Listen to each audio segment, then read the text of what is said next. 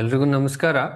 ಇವತ್ತು ಅನ್ವೇಷಣೆ ತರಗತಿಗಳಲ್ಲಿ ಕೊನೆಯ ಡೌಟ್ ಕ್ಲಾರಿಫಿಕೇಶನ್ ಸೆಷನ್ ಆಗುತ್ತೆ. ಮೊದಲಿಗೆ ನಾವು ಏನೇನು ಈ ವಾರದಲ್ಲಿ ಕಾನ್ಸೆಪ್ಟ್ ಆಗಿತ್ತೋ ಅದ್ರದ್ದು ಡೌಟ್ ಕ್ಲಾರಿಫಿಕೇಶನ್ ಡೌಟ್ ಏನಾದ್ರು ಇತ್ತು ಅಂದರೆ ಸಾಲ್ವ್ ಮಾಡೋಣ. ಅದಾದಮೇಲೆ ಅನ್ವೇಷಣೆ ಎಕ್ಸಾಮ್ ರಿಲೇಟೆಡ್ ಏನಾದ್ರು ಇತ್ತು ಅಂದರೆ ಅದನ್ನು ಕೂಡ ನಾವು ಇವತ್ತು ಏನೇ ಇದ್ರೂ ಎಲ್ಲ ಚರ್ಚೆ ಮಾಡೋಣ. ಓಕೆ ಓಕೆ ಕೆಮಿಸ್ಟ್ರಿಯಲ್ಲಿ ನಾವು ಇವಾಗ ನೋಡಿದ್ದು ಕೆಮಿಕಲ್ ಚೇಂಜಸ್ ಮತ್ತು ರಿಯಾಕ್ಷನ್ ಅನ್ನೋ ಒಂದು ಕಾನ್ಸೆಪ್ಟ್ ಬಗ್ಗೆ ನೋಡಿದ್ವಿ. ಏನೇನು ನೋಡಿದ್ವಿ ಫಸ್ಟು ಅನ್ನೋದನ್ನ ನಾನು ಮೊದಲಿಗೆ ಹೇಳ್ತೀನಿ. ಅದಾದಮೇಲೆ ನಿಮ್ಗೆ ಏನಾದ್ರು ಡೌಟ್ ಇತ್ತು ಅಂದರೆ ಆಮೇಲೆ ಕೇಳ್ಬೋದು. ಓಕೆ, ಮೊದಲಿಗೆ ನಾವೇನು ಚರ್ಚೆ ಮಾಡಿದ್ವಿ ಅಂದರೆ ಚೇಂಜಸ್, ಬದಲಾವಣೆಗಳು ಅಂದರೆ ಏನು, ನಮ್ಮ ನೇಚರಲ್ಲಿ ಹೇಗೆ ಬದಲಾವಣೆ ಆಗುತ್ತೆ ಅನ್ನೋದ್ರ ಬಗ್ಗೆ ನಾವು ಚರ್ಚೆ ಮಾಡಿದ್ವಿ. ಅದರಲ್ಲಿ ನಾನು ಒಂದಷ್ಟು ಎಕ್ಸಾಂಪಲ್ ಕೊಟ್ಟಿದ್ದೆ. ಡೇ ಆ್ಯಂಡ್ ನೈಟ್ ಇರ್ಬೋದು, ಗ್ರೀನ್ ಲೀವ್ಸ್ ಇರ್ಬೋದು, ಗ್ರೀನ್ ಲೀವ್ಸು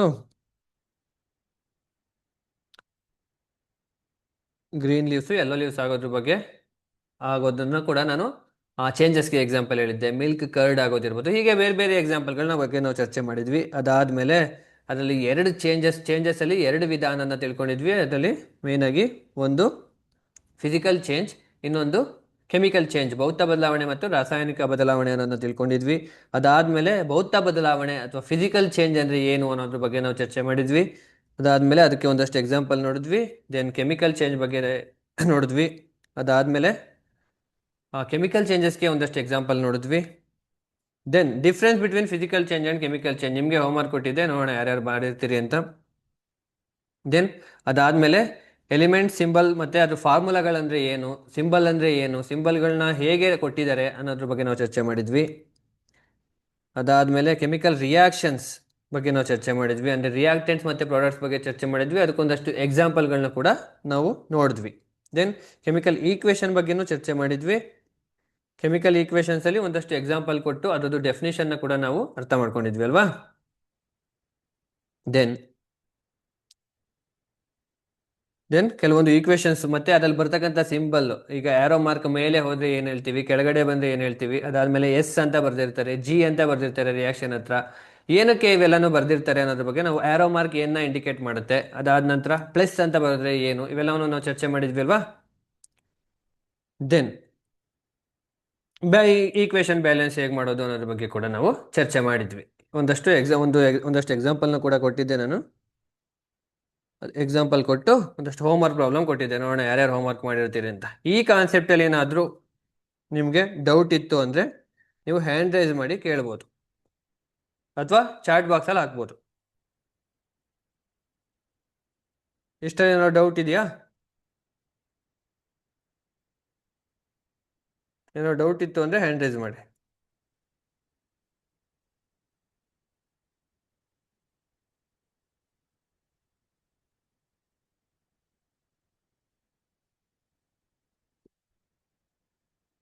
ಅಥವಾ ಚಾಟ್ ಬಾಕ್ಸಲ್ಲಾದ್ರೂ ಹಾಕ್ಬೋದು.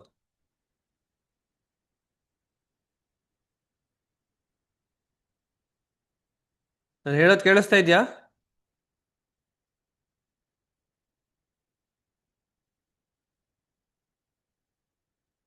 ಏನಾದ್ರು ಡೌಟ್ ಇದೆಯಾ ಇಷ್ಟರಲ್ಲಿ?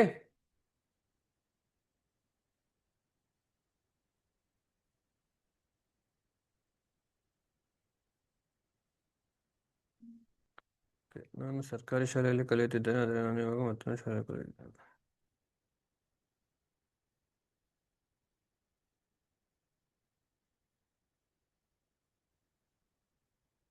ಓಕೆ, ಏನೂ ಡೌಟ್ ಇಲ್ಲ ಅಂತ ಹಾಕಿದ್ದೀರಿ. ಯಾರೋ ಮಾಡೆಲ್ ಕ್ವಶನ್ ಪೇಪರ್ ಕೇಳ್ತಾ ಇದ್ದೀರಿ. ಮಾಡೆಲ್ ಕ್ವಶನ್ ಪೇಪರು ನಿಮಗೆ ಅನ್ವೇಷಣೆ ವೆಬ್ಸೈಟಲ್ಲೇ ಸಿಗುತ್ತೆ. ಅನ್ವೇಷಣೆ ವೆಬ್ಸೈಟ್ಗೆ ನೀವು ಕ್ಲಿಕ್ ಮಾಡಿದ ತಕ್ಷಣ, ನೀವು ಎಲ್ಲಿ ಅಪ್ಲಿಕೇಶನ್ ಹಾಕಿದ್ರೋ ಅಲ್ಲಿ ಅಪ್ಲಿಕೇಶನ್ ಹಾಕಿದ ಕಡೆ ನೀವು ಕ್ಲಿಕ್ ಮಾಡಿದರೆ, ಆ ಲಿಂಕ್ ಕ್ಲಿಕ್ ಮಾಡಿದ್ರೆ ಅಲ್ಲಿ ಆನ್ಲೈನ್ ತರಗತಿ ಅಂತ ಇರುತ್ತೆ. ಆನ್ಲೈನ್ ಸೆಕ್ಷನಲ್ಲಿ ನಿಮಗೆ ಮಾಡೆಲ್ ಕ್ವಶನ್ ಪೇಪರ್ ಸಿಗುತ್ತೆ. ಮತ್ತು ಇಲ್ಲಿ ಯಾರೋ ಎಡಿಟ್ ಮಾಡಲಿಕ್ಕೆ ಅಪ್ಲಿಕೇಶನ್ ಕೇಳ್ತಾ ಇದ್ದೀರಿ, ನಿಮಗೆ ನಂಬರ್ ಇದೆಯಲ್ವಾ, ಅಲ್ಲಿ ಇಬ್ಬರದ್ದು ನಂಬರ್ ಕೊಟ್ಟಿದ್ದಾರೆ. ಆ ನಂಬರ್ಗೆ ಕಾಲ್ ಮಾಡಿದರೆ ಅವ್ರು ನಿಮಗೆ ಏನು ಮಾಡಬೇಕು ಅಂತ ಹೇಳ್ತಾರೆ. ಓಕೆ, ದೆನ್ ನಾನು ಹೋಮ್ವರ್ಕ್ ಕೊಟ್ಟಿದ್ದೆ ಬ್ಯಾಲೆನ್ಸ್ ಮಾಡಲಿಕ್ಕೆ, ಅದನ್ನು ಸಾಲ್ವ್ ಮಾಡೋಣ ಕ್ವಿಕ್ಕಾಗಿ. ಈ ಹೈಡ್ರೋಜನ್ ಮತ್ತು ಆಕ್ಸಿಜನ್ ಸೇರಿ ವಾಟರ್ ಆಗುತ್ತೆ, ಇದನ್ನು ಬ್ಯಾಲೆನ್ಸ್ ಮಾಡಿ ಅಂತ ಕೊಟ್ಟಿದ್ದೆ ನಾನು. ಫಸ್ಟು ಇದನ್ನು ಹೇಗೆ ಬ್ಯಾಲೆನ್ಸ್ ಮಾಡಬೇಕಪ್ಪ ಅಂದರೆ, ಫಸ್ಟ್ ಈಕ್ವೇಷನಲ್ಲಿ ಬರ್ಕೋಬೇಕು. ಇಲ್ಲಿ ವರ್ಡಲ್ಲಿ ಕೊಟ್ಟಿದ್ದಾರೆ, ಹೈಡ್ರೋಜನ್ಗೆ ನಾವು H2 ಅಂತ ಬರ್ಕೋತೀವಿ.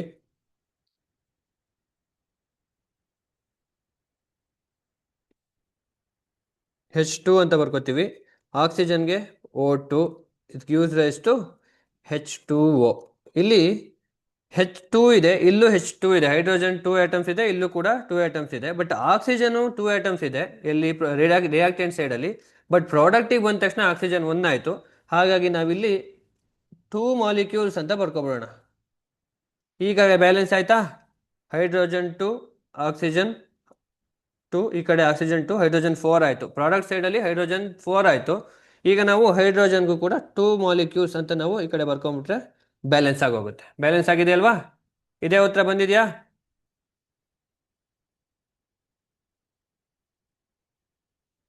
ಯಾರಾದರೂ ಇದನ್ನ ಸಾಲ್ವ್ ಮಾಡಿತ್ತು ಅಂದರೆ ಹೇಳ್ಬೋದು.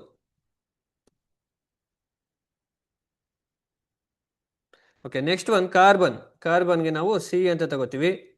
ದೆನ್ ಆಕ್ಸಿಜನ್ಗೆ as it is same O2 gives rise to ಏನಾಗುತ್ತೆ? Gives rise to carbon dioxide CO2 ಆಗುತ್ತೆ. ಈಗ ಇದನ್ನು ಬ್ಯಾಲೆನ್ಸ್ ಮಾಡೋದಾದ್ರೆ ಆಲ್ರೆಡಿ ಬ್ಯಾಲೆನ್ಸ್ ಆಗಿದೆಯಾ? ಈ ಕಡೆ ಕಾರ್ಬನ್ ಒಂದಿದೆ, ಇಲ್ಲೂ ಕಾರ್ಬನ್ ಒಂದಿದೆ, ಇಲ್ಲಿ ಆಕ್ಸಿಜನ್ 2 ಇದೆ, ಇಲ್ಲೂ ಆಕ್ಸಿಜನ್ 2 ಇದೆ. ಸೊ ಇದು ಬ್ಯಾಲೆನ್ಸ್ ಆಗಿದೆ, ನಾವು ಬ್ಯಾಲೆನ್ಸ್ ಮಾಡೋ ಅವಶ್ಯಕತೆ ಏನಿಲ್ಲ. ಆಲ್ರೆಡಿ ಬ್ಯಾಲೆನ್ಸ್ ಅಂತ ಬರೆದ್ರೆ ಆಯಿತು.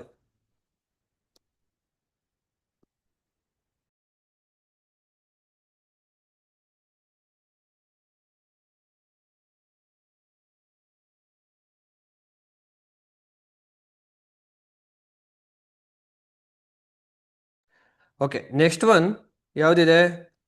ಬ್ಯೂಟೇನ್ ಇದೆ. Butane plus oxygen is gives rise to carbon dioxide plus water ಅಂತ ಇದೆ. ಇದನ್ನ ಯಾರಾದರೂ ಬ್ಯಾಲೆನ್ಸ್ ಮಾಡಿದ್ದೀರಾ? ಯಾರಾದರೂ ಬ್ಯಾಲೆನ್ಸ್ ಮಾಡಿದ್ರೆ ಹೇಳ್ಬೋದು. ಯಾರಾದರೂ ಬ್ಯಾಲೆನ್ಸ್ ಮಾಡಿದ್ರೆ ಚಾಟ್ ಬಾಕ್ಸಲ್ಲಿ ಹಾಕಿ, ಇಲ್ಲ ನಾನು ಮಾಡಿದ್ದೀನಿ ಅಂತ ಹೇಳ್ಬೋದು ಚಾಟ್ ಬಾಕ್ಸಲ್ಲಿ. ಮಾಡಿದ್ದೀರಾ ಯಾರಾದರೂ?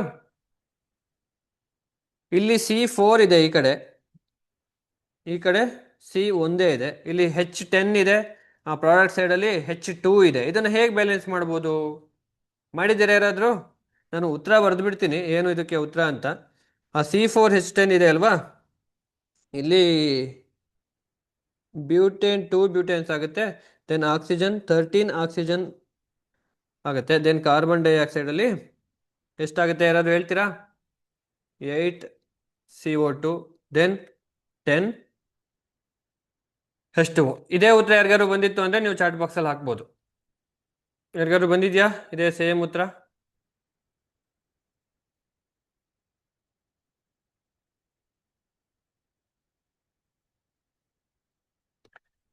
S, very good.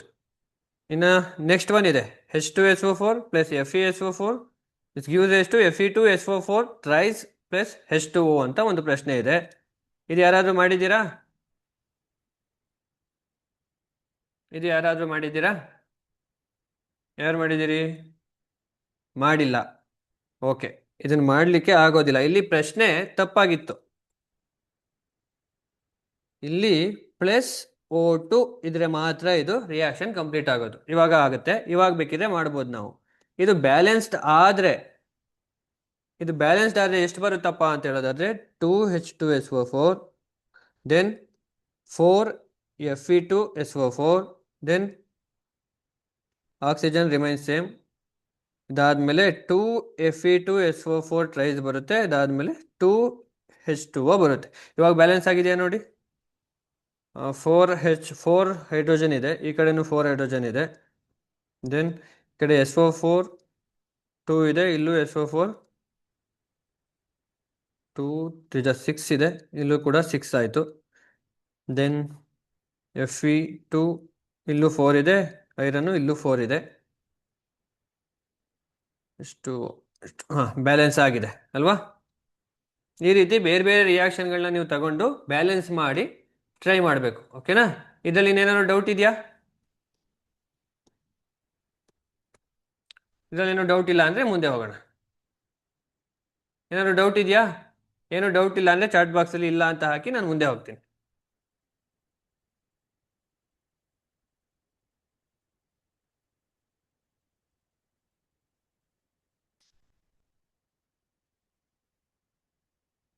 ಓಕೆ, ಇನ್ನು ಪಾರ್ಟ್ 2 ಕೆಮಿಕಲ್ ಚೇಂಜಸ್ ಮತ್ತು ರಿಯಾಕ್ಷನ್ಸಲ್ಲಿ ಇನ್ನು ಪಾರ್ಟ್ 2 ಅಲ್ಲಿ ಏನೇನು ಚರ್ಚೆ ಮಾಡಿದ್ವಿ ಅನ್ನೋದು ನೋಡೋಣ ಇವಾಗ.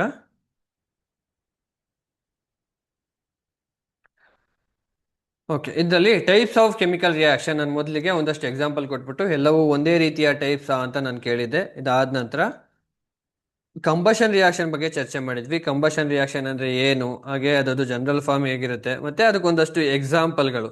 ಇಲ್ಲಿ ಕಂಬಷನ್ ರಿಯಾಕ್ಷನ್ ಆಗಬೇಕು ಅಂದ್ರೆ ಆಕ್ಸಿಜನ್ ಜೊತೆ ಅದು ರಿಯಾಕ್ಟ್ ಆಗಿರ್ಬೇಕು, ಯಾವ್ದಾದ್ರು ಫ್ಯೂಯಲ್ ಅಂತ ನಾವು ತಿಳ್ಕೊಂಡಿದ್ವಿ. ಅದಾದ್ಮೇಲೆ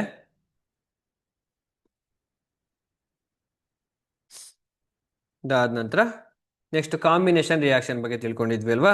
ಏನು ಕಾಂಬಿನೇಷನ್ ರಿಯಾಕ್ಷನ್ ಅಂದ್ರೆ, ಟೂ ಆರ್ ಮೋರ್ ಸಬ್ಸ್ಟೆನ್ಸ್ ಏನಾಗುತ್ತೆ, two or more substance combined ಆಗಿ ಕಾಂಬಿನೇಷನ್ ರಿಯಾಕ್ಷನ್ ಆಗುತ್ತೆ ಅಂತ ನಾನು ಹೇಳಿದ್ದೆ ಅಲ್ವಾ. ಇದಾದ್ಮೇಲೆ ಇದಕ್ಕೆ ನಾವು ಜನರಲ್ ಟರ್ಮ್ಸ್ ಏನು ಅಂತ ನೋಡಿದ್ವಿ. ಇದಾದ್ಮೇಲೆ ಒಂದಷ್ಟು ಎಕ್ಸಾಂಪಲ್ಗಳ ಬಗ್ಗೆ ನಾವು ಚರ್ಚೆ ಮಾಡಿದ್ವಿ ಕಾಂಬಿನೇಷನ್ ರಿಯಾಕ್ಷನ್ ಅಲ್ಲಿ. ಇದಾದ್ಮೇಲೆ ಡಿಕಂಪೋಸಿಷನ್ ರಿಯಾಕ್ಷನ್ ಅಂದ್ರೆ, ಡಿಕಂಪೋಸಿಷನ್ ರಿಯಾಕ್ಷನ್ ಅಂದ್ರೆ ಹೇಗೆ ಅದು ಸ್ಪ್ಲಿಟ್ ಆಗುತ್ತೆ, ಒಂದು ಕಾಂಪೌಂಡ್ ಅಥವಾ ಮಾಲಿಕ್ಯೂಲ್ ಹೇಗೆ ಸ್ಪ್ಲಿಟ್ ಆಗುತ್ತೆ ಅನ್ನೋದನ್ನ ನಾವು ಡಿಕಂಪೋಸಿಷನ್ ರಿಯಾಕ್ಷನ್, ವಿಭಜನಾ ಕ್ರಿಯೆ ಅಂತ ನಾವು ತಿಳ್ಕೊಂಡಿದ್ವಿ ಅಲ್ವಾ. ಅದಕ್ಕೂ ಕೂಡ ಒಂದಷ್ಟು ಎಕ್ಸಾಂಪಲ್ಗಳನ್ನ ಕೊಟ್ಟು ನಾವು ತಿಳ್ಕೊಂಡಿದ್ವಿ. ಇದಾದ್ಮೇಲೆ ಇದಕ್ಕೂ ಕೂಡ ಡಿಕಂಪೋಸಿಷನ್ ರಿಯಾಕ್ಷನ್ಗೆ, ವಿಭಜನೆ ಕ್ರಿಯೆಗೂ ಒಂದಷ್ಟು ಎಕ್ಸಾಂಪಲ್ಗಳು ನೋಡಿದ್ವಿ ನಾವು. Then types of decomposition reaction ನೋಡಿದ್ವಿ. ಹೀಟ್ ಇಂದ ಯಾವ್ದಾದ್ರು ಡಿಕಂಪೋಸ್ ಆಗ್ತಾ ಇದ್ರೆ, ವಿಭಜನೆ ಆಗ್ತಾ ಇದ್ರೆ ಅದಕ್ಕೆ ನಾವು ಥರ್ಮಲ್ ಡಿಕಂಪೋಸಿಷನ್ ಅಂತ ಹೇಳಿದ್ವಿ ಅಲ್ವಾ. ಅದಾದ ನಂತರ ಅದಕ್ಕೂ ಕೂಡ ಒಂದಷ್ಟು ಎಕ್ಸಾಂಪಲ್ ನೋಡಿದ್ವಿ, ಜನರಲ್ ಟರ್ಮ್ಸ್ ನೋಡಿದ್ವಿ. ಇದಾದ್ಮೇಲೆ ಇದರಲ್ಲಿ 3 ಟೈಪ್ಸ್ ಇದೆ ಅನ್ನೋದನ್ನ ತಿಳ್ಕೊಂಡಿದ್ವಿ ನಾವು. ಇನ್ನು ನೆಕ್ಸ್ಟ್ ಟೈಪ್ ಯಾವ್ದಪ್ಪ ಅಂದ್ರೆ ಎಲೆಕ್ಟ್ರೋಲಿಟಿಕ್ ಡಿಕಂಪೋಸಿಷನ್ ರಿಯಾಕ್ಷನ್. ಏನು ಎಲೆಕ್ಟ್ರೋಲಿಟಿಕ್ ಡಿಕಂಪೋಸಿಷನ್ ಅಂದ್ರೆ, ಎಲೆಕ್ಟ್ರಿಸಿಟಿನ ಬಳಸ್ಕೊಂಡು ಸ್ಪ್ಲಿಟ್ ಮಾಡುವಂಥದ್ದೇ ಎಲೆಕ್ಟ್ರೋಲಿಟಿಕ್ ಡಿಕಂಪೋಸಿಷನ್ ರಿಯಾಕ್ಷನ್. ಇದಕ್ಕೆ ನಾವು H2O ಡಿಕಂಪೋಸ್ ಹೇಗಾಗುತ್ತೆ ಅನ್ನೋದನ್ನ ನಾನು ಎಕ್ಸ್ಪ್ಲೈನ್ ಮಾಡಿದ್ದೆ. ಇದು ಯಾವ್ದಾದ್ರು ಕ್ಲಾಸ್ಗಳನ್ನ ನೋಡಿಲ್ಲ ಅಂದ್ರೆ ಯೂಟ್ಯೂಬಲ್ಲಿ ಇರುತ್ತೆ, ನೀವು ಇನ್ನೊಂದ್ಸಲ ಹೋಗಿ ಈ ಕ್ಲಾಸ್ಗಳನ್ನ ನೀವು ಅಬ್ಸರ್ವ್ ಮಾಡ್ಬೋದು. ಓಕೆ, ದೆನ್ ಇದ್ದು ಜನರಲ್ ಟರ್ಮ್ಸ್ ಹೇಗಿರುತ್ತೆ ಅನ್ನೋದು ನೋಡಿದ್ವಿ. ಅದಾದ್ಮೇಲೆ ಇದಕ್ಕೂ ಕೂಡ ಎಕ್ಸಾಂಪಲ್ಗಳು ನೋಡಿದ್ವಿ. ಅದಾದ್ಮೇಲೆ ಮೂರನೇದೊಂದು ಟೈಪ್ ಇತ್ತು, ಯಾವ್ದಪ್ಪ ಅದು ಅಂದ್ರೆ ಫೋಟೋಲಿಟಿಕ್. ಫೋಟೋಲಿಟಿಕ್ ಅಂದ್ರೆ ಲೈಟ್ ಮುಖಾಂತರ ಯಾವ್ದಾದ್ರು ವಿಭಜನೆ ಆದ್ರೆ ಅಥವಾ ಡಿಕಂಪೋಸ್ಡ್ ಆದ್ರೆ ಅದನ್ನ ನಾವು ಫೋಟೋಲಿಟಿಕ್, ಫೋಟೋ ಅಂದ್ರೆ ಲೈಟ್ ಅಲ್ವಾ, ಆ ಫೋಟೋಲಿಟಿಕ್ ಡಿಕಂಪೋಸಿಷನ್ ರಿಯಾಕ್ಷನ್ ಅಂತ ನಾವು ತಿಳ್ಕೊಂಡಿದ್ವಿ. ಇದಕ್ಕೂ ಕೂಡ ಒಂದಷ್ಟು ಎಕ್ಸಾಂಪಲ್ ಕೊಟ್ಟಿದ್ದೆ. ಮೇಯ್ನ್ ಆಗಿ ನಾನು ಎಕ್ಸಾಂಪಲ್ ಕೊಟ್ಟಿದ್ದೆ ಯಾವುದು, AgCl ಅಲ್ವಾ, ಸಿಲ್ವರ್ ಕ್ಲೋರೈಡ್ ಮತ್ತೆ ಸಿಲ್ವರ್ ಬ್ರೋಮೈಡ್ ಎಕ್ಸಾಂಪಲ್ ಕೊಟ್ಟಿದ್ವಿ. ಇದನ್ನ ನಾವೇನಾದ್ರೂ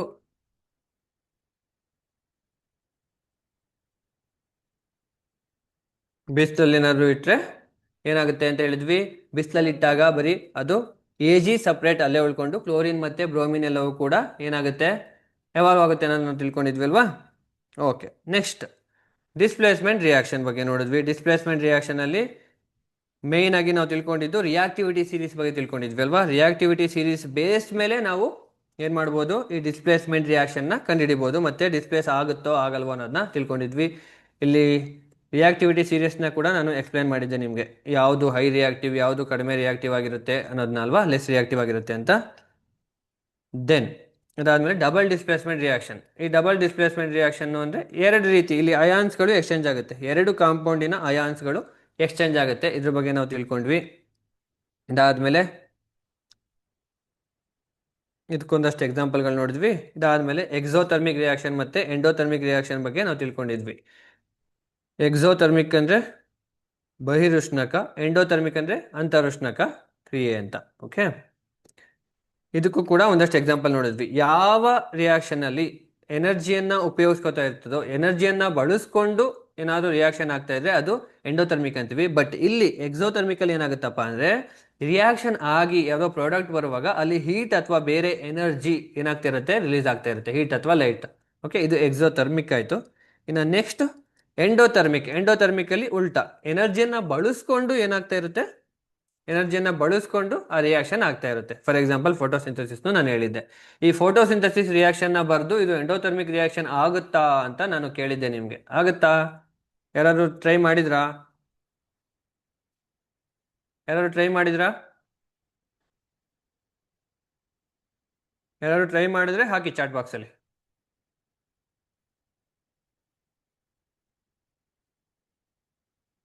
ಯಾರು ಎಸ್ ಅಂತ ಹಾಕಿದಿರಿ, ಹೇಗೆ ಅಂತ ಹೇಳ್ಬೋದಾ?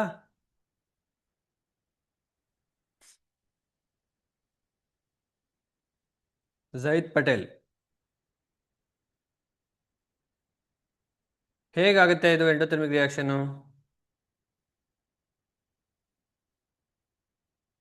ಫೋಟೋಸಿಂಥಸಿಸ್ ರಿಯಾಕ್ಷನ್ ಅಲ್ಲಿ ಸನ್ಲೈಟ್ ನ ಬಳಸ್ಕೊಂಡು ಅಲ್ವಾ ಇದು ರಿಯಾಕ್ಷನ್ ಆಗುವಂಥದ್ದು. ಸನ್ಲೈಟ್ ಇಲ್ಲದೆ ಫೋಟೋಸಿಂಥಸಿಸ್ ಆಗುತ್ತಾ? ಇಲ್ಲ ಅಲ್ವಾ. ಸೊ ಸನ್ಲೈಟ್ ಬಳಸ್ಕೊಂಡು ರಿಯಾಕ್ಷನ್ ಆಗೋದ್ರಿಂದ ಇದನ್ನ ನಾವೇನಂತ ಹೇಳ್ತೀವಿ, ಎಂಡೋಥರ್ಮಿಕ್ ರಿಯಾಕ್ಷನ್ ಅಂತ ಕೂಡ ಹೇಳ್ತೀವಿ, photosynthesis reaction. Okay, then oxidation ಮತ್ತೆ ರಿಡಕ್ಷನ್ ರಿಯಾಕ್ಷನ್ ಬಗ್ಗೆ ನಾವು ತಿಳ್ಕೊಂಡಿದ್ವಿ. ಆಕ್ಸಿಡೇಷನ್ ಅಂದ್ರೆ ಮೇನ್ ಆಗಿ ಅಡಿಷನ್ ಆಫ್ ಆಕ್ಸಿಜನ್ ಅಥವಾ ರಿಮೂವಲ್ ಆಫ್ ಹೈಡ್ರೋಜನ್ ಅನ್ನೋದನ್ನ ತಿಳ್ಕೊಂಡ್ವಿ. ಅದಕ್ಕೆ ಒಂದಷ್ಟು ಎಕ್ಸಾಂಪಲ್ಗಳನ್ನ ಕೊಟ್ಟಿದ್ದೆ. ಅದಾದ್ಮೇಲೆ ರಿಡಕ್ಷನ್ ಬಗ್ಗೆನೂ ನಾವು ತಿಳ್ಕೊಂಡಿದ್ವಿ, ಅಥವಾ ಅದಕ್ಕಿಂತ ಮುಂಚೆ effects of oxidation reaction, rancidity ಇರ್ಬೋದು. ರ್ಯಾನ್ಸಿಡಿಟಿ ಅಂದರೆ ಈ ಫ್ಯಾಟು ಮತ್ತು ಆಯಿಲ್ ಆಕ್ಸಿಡೈಸ್ಡ್ ಆಗಿ ಏನಾಗುತ್ತೆ, ಅನ್ಪ್ಲೆಸೆಂಟ್ ಸ್ಮೆಲ್ ಅಥವಾ ಬ್ಯಾಡ್ ಓಡರ್ ಬರುವಂಥದ್ದನ್ನ ನಾವು ರ್ಯಾನ್ಸಿಡಿಟಿ ಅಂತ ಹೇಳಿದ್ವಿ. ಕರೋಜನ್ ಅಂದರೆ ಆ ಆಕ್ಸಿಡೈಸ್ಡ್ ಲೇಯರ್ ಫಾರ್ಮ್ ಆಗಿ ಕರೋಜನಲ್ಲಿ ಏನಾಗುತ್ತೆ, ಮಾಯಿಸ್ಟ್ ಕಂಟೆಂಟ್ ಇರುವಾಗ ಮೆಟಲ್ಸ್ಗಳು ಅದ್ರ ಪ್ರಾಪರ್ಟಿಯನ್ನು ಕಳ್ಕೊಳ್ಳೋದಕ್ಕೆ ನಾವು ಕರೋಜನ್ ಅಂತ ಹೇಳಿದ್ವಿ. ಫಾರ್ ಎಕ್ಸಾಂಪಲ್ ರಸ್ಟಿಂಗ್ ಅಂತ ತಿಳ್ಕೊಂಡಿದ್ವಿ. ಕಂಬಷನ್ ಬಗ್ಗೆ ನಾವೀಗಾಗಲೇ ಚರ್ಚೆ ಮಾಡಿದ್ವಿ. ಯಾವುದಾದ್ರೂ ಒಂದು ಫ್ಯೂಯಲ್ ಆಕ್ಸಿಜನ್ ಜೊತೆ ರಿಯಾಕ್ಟ್ ಆಗಿ ಆಕ್ಸಿಡೈಸ್ಡ್ ಆಗಿ ಏನಾದರೂ ಎನರ್ಜಿಯನ್ನು ಪ್ರೊಡ್ಯೂಸ್ ಮಾಡಿದ್ರೆ ಅದನ್ನ ನಾವು ಕಂಬಷನ್ ರಿಯಾಕ್ಷನ್ ಅಂತ ತಿಳ್ಕೊಂಡಿದ್ವಿ ಅಲ್ವಾ. ಅದಾದಮೇಲೆ ರಿಡಕ್ಷನ್ ರಿಯಾಕ್ಷನ್ ಬಗ್ಗೆ ನಾವು ಚರ್ಚೆ ಮಾಡಿದ್ವಿ. ರಿಡಕ್ಷನ್ ರಿಯಾಕ್ಷನಲ್ಲಿ ಅದು ರಿಡಕ್ಷನ್ ರಿಯಾಕ್ಷನ್ ಅಂದರೆ ಏನು, ರಿಡಕ್ಷನ್ ರಿಯಾಕ್ಷನಲ್ಲಿ ನಾನು ನಿಮ್ಗೆ ಹೇಳಿದ್ದೆ, ಆಕ್ಸಿಜನ್ ರಿಮೂವ್ ಆದರೆ ಅಥವಾ ಹೈಡ್ರೋಜನ್ ಆ್ಯಡ್ ಆದರೆ ಇದನ್ನು ನಾವು ರಿಡಕ್ಷನ್ ರಿಯಾಕ್ಷನ್ ಅಂತ ಹೇಳ್ತೀವಿ ಅಂತ ಹೇಳಿದ್ದೆ. ಅದಾದಮೇಲೆ ಇದಕ್ಕೊಂದಷ್ಟು ಎಕ್ಸಾಂಪಲ್ಗಳು ತಿಳ್ಕೊಂಡಿದ್ವಿ. ಎಕ್ಸಾಂಪಲ್ಗಳಾದಮೇಲೆ ರಿಡಾಕ್ಸ್ ರಿಯಾಕ್ಷನ್ ಅಂದರೆ ರೆಡ್ ಅಂದರೆ ರಿಡಕ್ಷನ್ ರಿಯಾಕ್ಷನ್, ಆಕ್ಸ್ ಅಂದರೆ ಆಕ್ಸಿಡೇಷನ್ ರಿಯಾಕ್ಷನ್ ಅಂತ ನಾವು ಹೇಳಿದ್ವಿ. ಎರಡೂ ರಿಯಾಕ್ಷನ್ ಆದರೆ ಅದನ್ನು ನಾವು ರಿಡಾಕ್ಸ್ ರಿಯಾಕ್ಷನ್ ಆಗುತ್ತೆ ಅಂತ ನಾವು ಚರ್ಚೆ ಮಾಡಿದ್ವಿ ಅಲ್ವಾ. ಇದಿಷ್ಟು ಬಗ್ಗೆ ನಾವು ಹೋದ ತರಗತಿಯಲ್ಲಿ ಚರ್ಚೆ ಮಾಡಿದ್ವಿ. ಇದ್ರ ಬಗ್ಗೆ ಏನಾದ್ರು ಡೌಟ್ ಇತ್ತು ಅಂದರೆ ನೀವು ಕೇಳ್ಬೋದು ಅಥವಾ ಚಾಟ್ ಬಾಕ್ಸಲ್ಲಿ ಹಾಕ್ಬೋದು. ಓಕೆ, ಏನಾದ್ರು ಡೌಟ್ ಇದೆಯಾ ಇದರಲ್ಲಿ?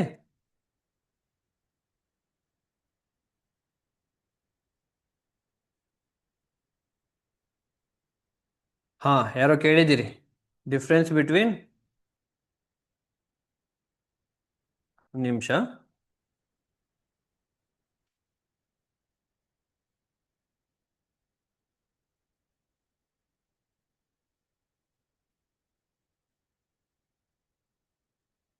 ಮೇಡಮ್ ಏನದು ಏನೋ ಡೌಟ್ ಕೇಳಿದಾರಲ್ಲ? ಅಲ್ಲ, ಡಿಫ್ರೆನ್ಸ್ ಬಿಟ್ವೀನ್ ಯಾವುದು ಕೇಳಿದ್ದಾರೆ.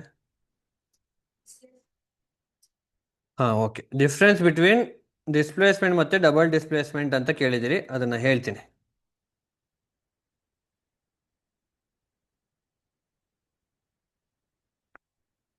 ಓಕೆ, ಡಿಸ್ಪ್ಲೇಸ್ಮೆಂಟ್ ರಿಯಾಕ್ಷನ್ ಅಂದರೆ ಇದನ್ನ ನಾವು ಸಬ್ಸ್ಟಿಟ್ಯೂಷನ್ ರಿಯಾಕ್ಷನ್ ಅಂತ ಕೂಡ ಹೇಳ್ತೀವಿ. ಏನು ಡಿಸ್ಪ್ಲೇಸ್ಮೆಂಟ್ ಅಂದರೆ? ಡಿಸ್ಪ್ಲೇಸ್ಮೆಂಟ್ ಅಂದರೆ ಅದ್ರ ಜಾಗ ಚೇಂಜ್ ಮಾಡೋದು ಅಂತ ಅಷ್ಟೇ. ಡಿಸ್ಪ್ಲೇಸ್ ಆಗೋದು, ಆ ಡಿಸ್ಪ್ಲೇಸ್ ಆಗಬೇಕು ಅಂದರೆ ರಿಯಾಕ್ಟಿವಿಟಿ ಸೀರೀಸ್ ಇರುತ್ತೆ. ಯಾವುದು ಹೈ ರಿಯಾಕ್ಟಿವ್ ಇರುತ್ತೋ ಅದು ಲೋ ರಿಯಾಕ್ಟಿವ್ ಮೆಟಲ್ನ ಏನು ಮಾಡುತ್ತೆ, ಡಿಸ್ಪ್ಲೇಸ್ ಮಾಡುತ್ತೆ. ಇಲ್ಲಿ ಫಾರ್ ಎಕ್ಸಾಂಪಲ್ ನೀವು ನೋಡ್ಬೋದು, ಇಲ್ಲಿ ಒಂದು ಎಕ್ಸಾಂಪಲ್ ಇದೆ ಅಲ್ವಾ, ಯಾವುದು, iron plus copper sulphate gives rise to copper plus ferrous sulphate ಅಂತ ಇದೆ. ಇಲ್ಲಿ ಡಿಸ್ಪ್ಲೇಸ್ ಅಲ್ಲಿ ಕೇವಲ ಒಂದು ಮೆಟಲ್, ಯಾವುದಾದ್ರೂ ಮೆಟಲ್ ಮಾತ್ರ ಡಿಸ್ಪ್ಲೇಸ್ ಆಗುತ್ತೆ. ಇಲ್ಲಿ ನೀವು ನೋಡ್ಬೋದು ಐರನ್ ಮತ್ತೆ ಕಾಪರ್ ಸಲ್ಫೇಟ್ ಇದೆ ಅಲ್ವಾ. ಇಲ್ಲಿ ಐರನ್ನು ಹೈ ರಿಯಾಕ್ಟಿವ್ ಮೆಟಲ್ ಅಲ್ವಾ. ಈ ಕಾಪರು ಐರನ್ನ ಡಿಸ್ಪ್ಲೇಸ್ ಮಾಡುತ್ತಾ ಅಂದ್ರೆ ಮಾಡಲ್ಲ. ಫಸ್ಟ್ ನಾನು ಡಿಸ್ಪ್ಲೇಸ್ಮೆಂಟ್ ಮತ್ತೆ ಡಬಲ್ ಡಿಸ್ಪ್ಲೇಸ್ಮೆಂಟ್ ಏನು ಅಂತ ಹೇಳ್ತೀನಿ. ಇಲ್ಲಿ ಬರೀ ಒಂದು ಮೆಟಲ್ ಮಾತ್ರ ಏನು ಎಕ್ಸ್ಚೇಂಜ್ ಆಗುತ್ತೆ. ಬಟ್ ಡಬಲ್ ಡಿಸ್ಪ್ಲೇಸ್ಮೆಂಟ್ ಹೆಸರಲ್ಲೇ ಇದೆ, ಅಲ್ಲಿ ದ್ವಿಸ್ಥಾನ ಪಲ್ಲಟ ಅಂದರೆ ಎರಡು ಸ್ಥಾನಗಳು ಚೇಂಜ್ ಆಗುತ್ತೆ, ಎರಡು ಅಯಾನ್ಗಳು ಎಕ್ಸ್ಚೇಂಜ್ ಮಾಡ್ಕೊಳ್ಳುತ್ತೆ. ಎಕ್ಸಾಂಪಲ್ ನಾನು ಅಲ್ಲಿ ಬಂದಾಗ ಹೇಳ್ತೀನಿ. ಓಕೆ, ಈಗ ಡಿಸ್ಪ್ಲೇಸ್ಮೆಂಟ್ ಬಗ್ಗೆ ನೋಡೋಣ. ಇಲ್ಲಿ Fe ಐರನ್ ಇರೋದು ಏನಾಗುತ್ತೆ, ಕಾಪರ್ ಸಲ್ಫೇಟ್ ಜೊತೆ ರಿಯಾಕ್ಷನ್ ಆಗಿ ಏನಾಗುತ್ತೆ, ಕಾಪರ್ ಸಪ್ರೇಟ್ ಆಗುತ್ತೆ, ಫೆರಸ್ ಸಲ್ಫೇಟು ಇದು ಸೊಲ್ಯೂಷನ್ ಆಗಿ ಅದು ಕಲರ್ ಚೇಂಜ್ ಆಗಿ ಗ್ರೀನ್ ಆಗುತ್ತೆ. ಇಲ್ಲಿ ಡಿಸ್ಪ್ಲೇಸ್ ಅನ್ನೋದ್ರಲ್ಲೇ ಹೆಸರಲ್ಲೇ ಇದೆ, ಒಂದು ಡಿಸ್ಪ್ಲೇಸ್ ಆಗುತ್ತೆ ಅಥವಾ ಸಬ್ಸ್ಟಿಟ್ಯೂಷನ್ ರಿಯಾಕ್ಷನ್ ಅಂತ ಹೇಳ್ತೀವಿ. ಒಂದು ಮೆಟಲ್ ಅಥವಾ ಒಂದು ಅಯಾನ್ ಮಾತ್ರ ಇಲ್ಲಿ ಎಕ್ಸ್ಚೇಂಜ್ ಆಗುತ್ತೆ. ಬಟ್ ಡಬಲ್ ಡಿಸ್ಪ್ಲೇಸ್ಮೆಂಟಲ್ಲಿ ಏನಾಗುತ್ತಪ್ಪ ಅಂದರೆ, ಇಲ್ಲಿ ನೀವು ಅಬ್ಸರ್ವ್ ಮಾಡ್ಬೋದು, ಡಬಲ್ ಡಿಸ್ಪ್ಲೇಸ್ಮೆಂಟಲ್ಲಿ ಇಲ್ಲಿ ನೋಡಿ, HCl ಅಂತ ತಗೊಂಡ್ರೆ, HCl ಅಂತ ತಗೊಂಡ್ರೆ ಇಲ್ಲಿ ಹೆಚ್ಚು ಹೈಡ್ರೋಜನ್ ಅನ್ನೋದೊಂದು ಅಯಾನು ಮತ್ತು ಕ್ಲೋರಿನ್ ಅನ್ನೋದೊಂದು ಅಯಾನು ಅಲ್ವಾ. ಇಲ್ಲಿ ಸೋಡಿಯಂ ಅನ್ನೋದೊಂದು ಅಯಾನು, OH ಆಕ್ಸಿಜನ್ ಮತ್ತು ಹೈಡ್ರೋಜನ್ ಸೇರಿ ಒಂದು ಅಯಾನ್ ಆಗಿರುತ್ತೆ. ಇಲ್ಲಿ ಏನಾಗುತ್ತಪ್ಪ ಅಂದರೆ, ಈ ಹೈಡ್ರೋಜನ್ ಜೊತೆ ಏನು ಸೇರ್ಕೊಳ್ಳುತ್ತೆ, ಈ ಹೈಡ್ರೋಜನ್ ಜೊತೆ ಈ OH ಸೇರಿಕೊಂಡು ವಾಟರ್ ಆಗುತ್ತೆ, H2O ಆಗುತ್ತೆ. ಆಯ್ತಾ, ಒಂದು ಡಿಸ್ಪ್ಲೇಸ್ ಆಗುತ್ತಾ, ಇಲ್ಲಿ ಈ ಡಿಸ್ಪ್ಲೇಸ್ ಆಗಿ H2O ವಾಟರ್ ಆಗುತ್ತೆ. ಅದಾದಮೇಲೆ ಈ ಸೋಡಿಯಂ ಜೊತೆ ಈ ಕ್ಲೋರಿನ್ ಇದೆಯಲ್ವಾ, ಇದು ಸೇರಿಕೊಂಡು NaCl ಸೋಡಿಯಂ ಕ್ಲೋರೈಡ್ ಆಗುತ್ತೆ. ಇಲ್ಲಿ ಡಿಸ್ಪ್ಲೇಸ್ಮೆಂಟ್ 1 ಆಯಿತು, ಇಲ್ಲಿ ಡಿಸ್ಪ್ಲೇಸ್ಮೆಂಟ್ 2 ಆಯಿತು. ಎರಡು ಡಿಸ್ಪ್ಲೇಸ್ಮೆಂಟ್ ಆಗಿದ್ದರಿಂದ ನಾವು ಇದನ್ನು ಡಬಲ್ ಡಿಸ್ಪ್ಲೇಸ್ಮೆಂಟ್ ಅಂತ ಕರೆದ್ವಿ. ಇಲ್ಲಿ ಕೆಳಗಡೆನೂ ಇದೆ ನೋಡಿ, Ag ಇದೆ ಮತ್ತು NO3 ನೈಟ್ರೇಟ್ ಇದೆ, ಇಲ್ಲಿ ಸೋಡಿಯಂ ಇದೆ, ಇಲ್ಲಿ ಕ್ಲೋರಿನ್ ಇದೆ ಅಲ್ವಾ. ಈಗ ಈ ಎ ಜಿ ಇದೆ ಅಲ್ವಾ, ಈ ಎ ಜಿ ಹೋಗಿ ಈ ಕ್ಲೋರಿನ್ ಜೊತೆ ರಿಯಾಕ್ಟ್ ಆಗಿ ಏನಾಗುತ್ತೆ, ಕ್ಲೋರಿನ್ ಜೊತೆ ರಿಯಾಕ್ಟ್ ಆಗಿ AgCl ಆಗುತ್ತೆ. ಓಕೆ, ಈ ನೈಟ್ರೇಟ್ ಇದೆ ಅಲ್ವಾ, ಈ ನೈಟ್ರೇಟ್ ಸೋಡಿಯಂ ಜೊತೆ ರಿಯಾಕ್ಟ್ ಆಗಿ ಸೋಡಿಯಂ ನೈಟ್ರೇಟ್ ಆಗುತ್ತೆ. ಇಲ್ಲಿ ಡಿಸ್ಪ್ಲೇಸ್ಮೆಂಟ್ 1 ಆಯಿತು, ಇಲ್ಲಿ ಡಿಸ್ಪ್ಲೇಸ್ಮೆಂಟ್ 2 ಆಯಿತು. ಹಾಗಾಗಿ ಇದನ್ನು ಡಬಲ್ ಡಿಸ್ಪ್ಲೇಸ್ಮೆಂಟ್ ಅಂತ ಕರೆದ್ವಿ. ಅಲ್ಲಿ ಸಿಂಗಲ್ ಡಿಸ್ಪ್ಲೇಸ್ಮೆಂಟ್ ಆಯಿತು, ಇಲ್ಲಿ ಡಬಲ್ ಡಿಸ್ಪ್ಲೇಸ್ಮೆಂಟ್ ಆಯಿತು. ಸೊ ಇದನ್ನು ನಾವು, ಇದು ಇವೆರಡಕ್ಕೂ ಇರ್ತಕ್ಕಂಥ ವ್ಯತ್ಯಾಸ. ಇನ್ನೇನಾದ್ರು ಬೇರೆ ಡೌಟ್ ಇದೆಯಾ? Corrosion is also rusting of iron. ಹಾಂ, corrosion is also rusting of iron ಅಂತ ಕೇಳಿದ್ದೀರಿ. ಇದು ಏನಂದರೆ, ರಸ್ಟಿಂಗ್ ಅನ್ನೋದು ಕರೋಷನ್ಗೆ ಒಂದು ಎಕ್ಸಾಂಪಲ್ ಅಷ್ಟೇ. ರಸ್ಟಿಂಗ್ ಅಂದರೆ ಐರನ್ಗೆ ಏನಾದರೂ ಆಕ್ಸಿಡೈಸ್ ಆಗಿ ಅದು ಪ್ರಾಪರ್ಟಿಯನ್ನು ಕಳ್ಕೊತು ಅಂದರೆ ಅದಕ್ಕೆ ನಾವು ರಸ್ಟಿಂಗ್ ಅಂತೀವಿ. ಬೇರೆ ಬೇರೆ ಮೆಟಲ್ಸ್ಗೆ ಬೇರೆ ಬೇರೆ ಹೆಸರುಗಳಿರುತ್ತೆ. ಓಕೆನಾ? ಇದು ಕರೋಷನ್ಗೆ ಒಂದು ಎಕ್ಸಾಂಪಲ್ ಅಷ್ಟೇ ರಸ್ಟಿಂಗ್ ಅನ್ನೋದು.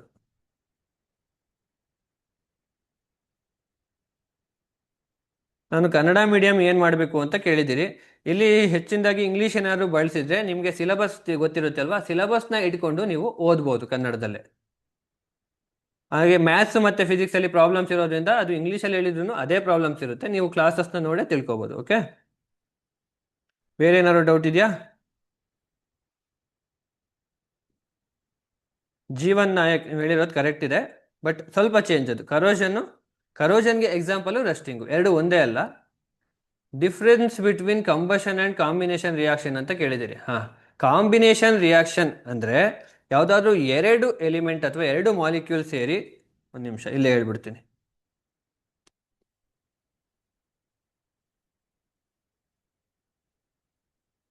ಹಾಂ, ಇಲ್ಲೇ ಎಕ್ಸ್ಪ್ಲೇನ್ ಮಾಡ್ಬಿಡ್ತೀನಿ, ಇಲ್ಲೇ ಬರೆದ್ಬಿಡ್ತೀನಿ. ಈಗ ಕಂಬಷನ್ ಅಂದರೆ ಕಂಬಷನ್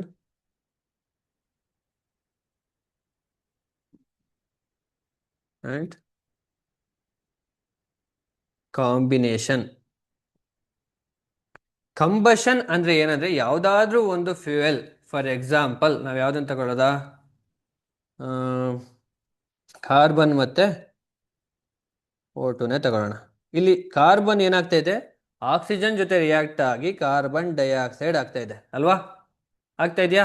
ಈ ಆಕ್ಸಿಜನ್ ಬಂತು ಅಂದರೆ ಅದು ಕಂಬಷನ್ ರಿಯಾಕ್ಷನ್. ಆಕ್ಸಿಜನ್ ಬಳಸ್ಕೊಂಡು ಅಲ್ಲಿ ರಿಯಾಕ್ಟ್ ಆಗಿ ಏನಾದರೂ ನಮಗೆ ಪ್ರಾಡಕ್ಟ್ ಸಿಗ್ತಾ ಇದ್ರೆ, ಅಲ್ಲಿ ಯಾವುದಾದ್ರೂ ಎನರ್ಜಿ ಪ್ರೊಡ್ಯೂಸ್ ಆಗ್ತಾ ಇದ್ರೆ ಇಲ್ಲಿ ಹೀಟ್ ಪ್ರೊಡ್ಯೂಸ್ ಆಗುತ್ತೆ. ಓಕೆ, ಹೀಟ್ ಅಥವಾ ಲೈಟ್ ಪ್ರೊಡ್ಯೂಸ್ ಆಗುತ್ತೆ. ಹಂಗಿದ್ದಾಗ ಅದನ್ನು ನಾವು ಕಂಬಷನ್ ಅಂತ ಹೇಳ್ತೀವಿ. ಹಾಗಿದ್ರೆ ಇದು ಕಾಂಬಿನೇಷನ್ ಅಲ್ವಾ ಅಂತ ಅಂದರೆ, ಇದೇ ಎಕ್ಸಾಂಪಲ್ನ ನಾನು ಕಾಂಬಿನೇಷನ್ಗೂ ಕೊಡ್ತೀನಿ. ಹೇಗೆ ಕಾಂಬಿನೇಷನ್ ಅಂತೀವಿ? ಇಲ್ಲಿ ಕಾರ್ಬನ್ ಮತ್ತೆ ಆಕ್ಸಿಜನ್ ಎರಡು ಕಂಬೈನ್ಡ್ ಆಗಿ ಕಾರ್ಬನ್ ಡೈಆಕ್ಸೈಡ್ ನಮಗೆ ಸಿಕ್ತು ಅಲ್ವಾ. ಇನ್ನು ಬೇಕಾದ್ರೆ ಬೇರೆ ಎಕ್ಸಾಂಪಲ್ ನೋಡೋದಾದ್ರೆ, ಇಲ್ಲಿ Na+Cl, ಸೋಡಿಯಂ ಮತ್ತು ಕ್ಲೋರಿನ್ ಎರಡು ಕಂಬೈನ್ಡ್ ಆಗಿ ಏನಾಯಿತು, NaCl ಸಿಕ್ತು ನಮಗೆ. ಈ ರೀತಿ ನಾವು ಇದನ್ನ ಕಾಂಬಿನೇಷನ್ ರಿಯಾಕ್ಷನ್ ಬರೀ ಆಕ್ಸಿಜನ್ ಜೊತೆ ಆಗಬೇಕು ಅಂತ ಇಲ್ಲ. ಕಂಬಷನ್ ರಿಯಾಕ್ಷನ್ ಅಂದರೆ ಆಕ್ಸಿಜನ್ ಜೊತೆನೇ ರಿಯಾಕ್ಟ್ ಆಗಿರಬೇಕು ಅದು. ಓಕೆ, ಆಕ್ಸಿಜನ್ ಜೊತೆ ರಿಯಾಕ್ಟ್ ಆಗಿ ಅಲ್ಲಿ ನಮಗೆ ಎನರ್ಜಿ ಸಿಗ್ಬೋದು. ಈ ಕಂಬಷನ್ ರಿಯಾಕ್ಷನ್ನು ಬೇರೆ ರಿಯಾಕ್ಷನ್ಗೆ ಎಕ್ಸಾಂಪಲ್ ಆಗಲ್ವಾ ಅಂದರೆ ಆಗ್ಬೋದು, ಬೇರೆ ಬೇರೆ ರಿಯಾಕ್ಷನ್ಗೂ ಕೂಡ ಎಕ್ಸಾಂಪಲ್ ಆಗ್ಬೋದು. ಓಕೆ, ದೆನ್ ಎಕ್ಸಾಮ್ ಪ್ಯಾಟರ್ನ್ ಅಥವಾ ಮಾಡೆಲ್ ಕ್ವಶನ್ ಪೇಪರ್ ಕೇಳ್ತಾ ಇದ್ದೀರಿ. ಇದನ್ನ ನಾನು ಕೊನೆಯಲ್ಲಿ, ಕ್ಲಾಸ್ ಎಲ್ಲ ಮುಗಿದ ಮೇಲೆ ಕೊನೆಯಲ್ಲಿ ನಿಮಗೆ ನಾನು ಎಕ್ಸ್ಪ್ಲೇನ್ ಮಾಡ್ತೀನಿ ಎಕ್ಸಾಮ್ ಪ್ಯಾಟರ್ನ್ ಹೇಗಿರುತ್ತೆ ಅನ್ನೋದನ್ನ. ಓಕೆನಾ?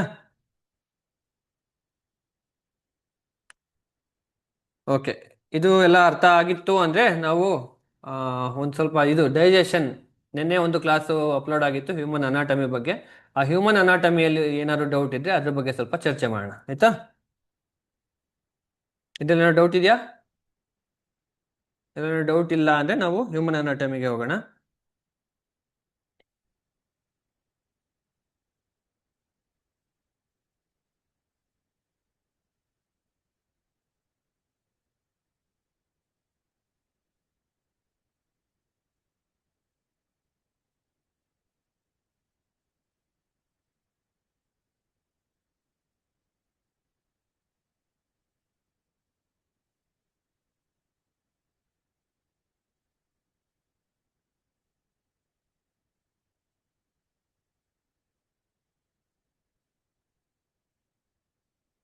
ಒಂದು ನಿಮಿಷ ಸ್ಕ್ರೀನ್ ಶೇರ್ ಮಾಡ್ತೀನಿ.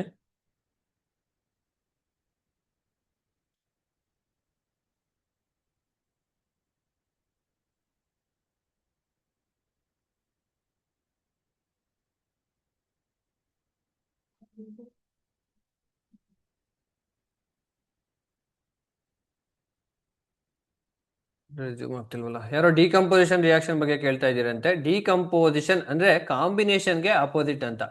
ಅಂದ್ರೆ ಕಾಂಬಿನೇಷನ್ ಅಂದ್ರೆ ಏನು?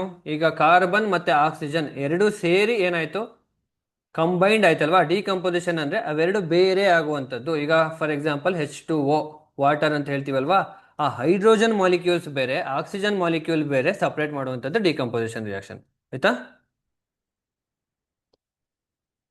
ಶೇರ್ ಆಗ್ತಿಲ್ಲ.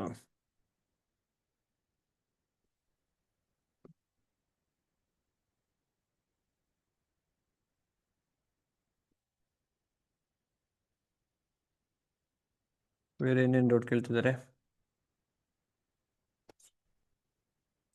ಇಂಗ್ಲೀಷ್ ನಿಮಗೆ ಲಾಸ್ಟಲ್ಲಿ ಹೇಳ್ತೀನಿ.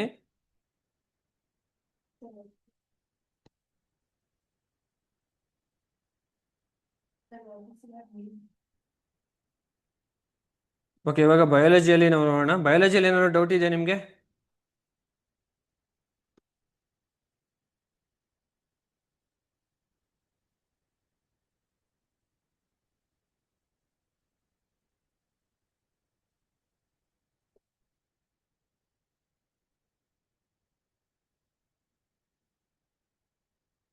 ಏನಾದ್ರು ಡೌಟ್ ಇದೆಯಾ?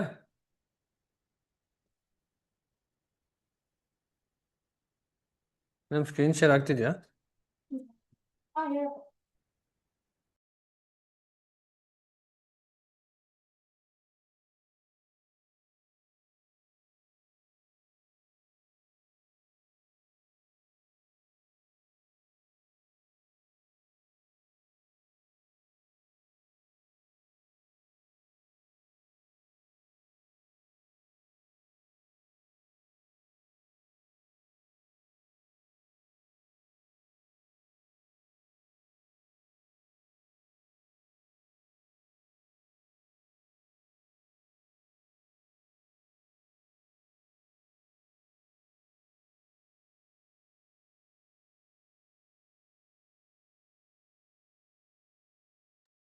ಡಯಾಗ್ರಾಮ್ ಬಗ್ಗೆ ಕೇಳ್ತಾ ಇದ್ದೀರಿ. ಡಯಾಗ್ರಾಮ್ಗಳ ಬಗ್ಗೆನೂ, ಡಯಾಗ್ರಾಮ್ನು ನೀವು ನೋಡ್ಕೊಳ್ಳೇಬೇಕು. ಎಲ್ಲ ಡಯಾಗ್ರಾಮ್ನು ಸಬ್ಜೆಕ್ಟಲ್ಲಿ ನಾವು ಆಗಿರುವಂತಹ ಕಾನ್ಸೆಪ್ಟಲ್ಲಿ ಏನೆಲ್ಲ ಡಯಾಗ್ರಾಮ್ಸ್ ಇದಾವೋ ಅವೆಲ್ಲವನ್ನು ಕೂಡ ನೀವು ನೋಡ್ಕೊಳ್ಳೇಬೇಕು. ಬೇರೆ ಏನಾದ್ರು ಡೌಟ್ ಇದೆಯಾ?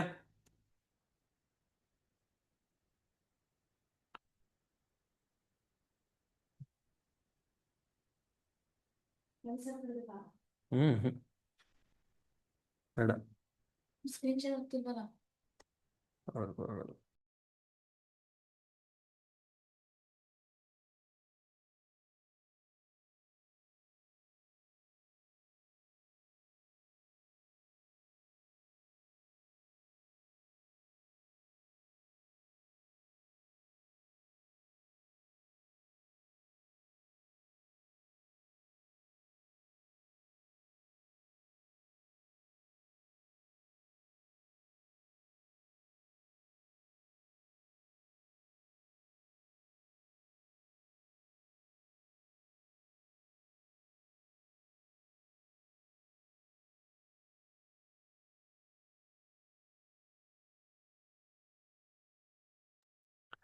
ಓಕೆ, ಇವಾಗ ನಾವು ಹ್ಯೂಮನ್ ಅನಾಟಮಿಯಲ್ಲಿ ಏನೇನು ನೋಡಿದ್ವಿ ಅನ್ನೋದು ನೋಡೋಣ.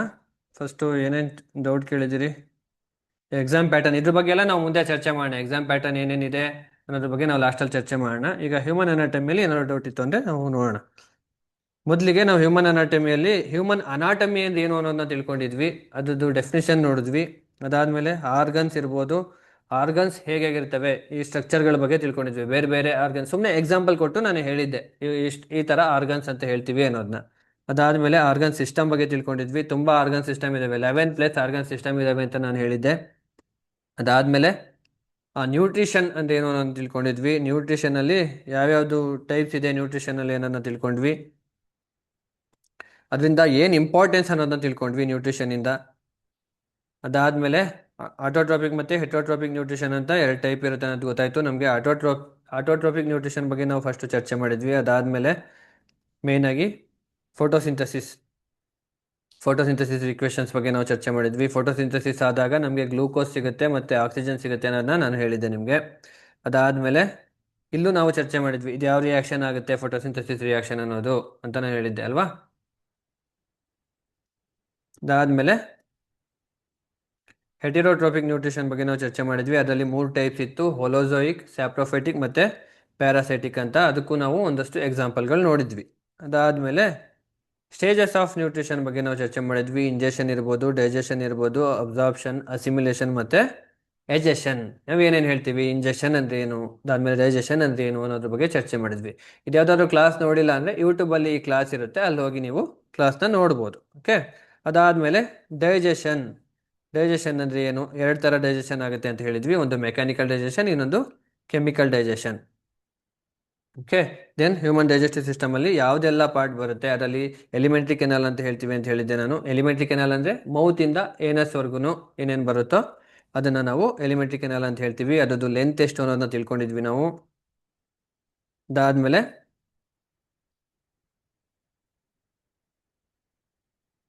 ಅದಾದಮೇಲೆ ಮೌತ್ ಇರ್ಬೋದು, ಮತ್ತು ಬೇರೆ ಬೇರೆ ಹ್ಯೂಮನ್ ಡೈಜೆಸ್ಟಿವ್ ಸಿಸ್ಟಮ್ಗೆ ಏನೆಲ್ಲ ಬೇಕೋ, ಯಾವುದೆಲ್ಲ ಆರ್ಗನ್ ಇನ್ವಾಲ್ವ್ ಆಗುತ್ತೆ ಅನ್ನೋದ್ರ ಬಗ್ಗೆ ನಾವು ಚರ್ಚೆ ಮಾಡಿದ್ವಿ. ಈಸೋಫೇಗಸ್ ಇರ್ಬೋದು, ಫೇಸಲ್ಲಿ ಆಗ್ತಕ್ಕಂಥ ಪೆರಿಸ್ಟಾಲ್ಸಿಸ್ ಮೂಮೆಂಟ್ ಬಗ್ಗೆ ಇರ್ಬೋದು. ಪೆರಿಸ್ಟಾಲ್ಸಿಸ್ ಮೂಮೆಂಟ್ ಅಂದರೆ wave like movement. Wave like movement ಆಗೋದನ್ನ ನಾವು ಪೆರಿಸ್ಟಾಲ್ಸಿಸ್ ಮೂಮೆಂಟ್ ಅಂತ ನಾವು ತಿಳ್ಕೊಂಡಿದ್ವಿ.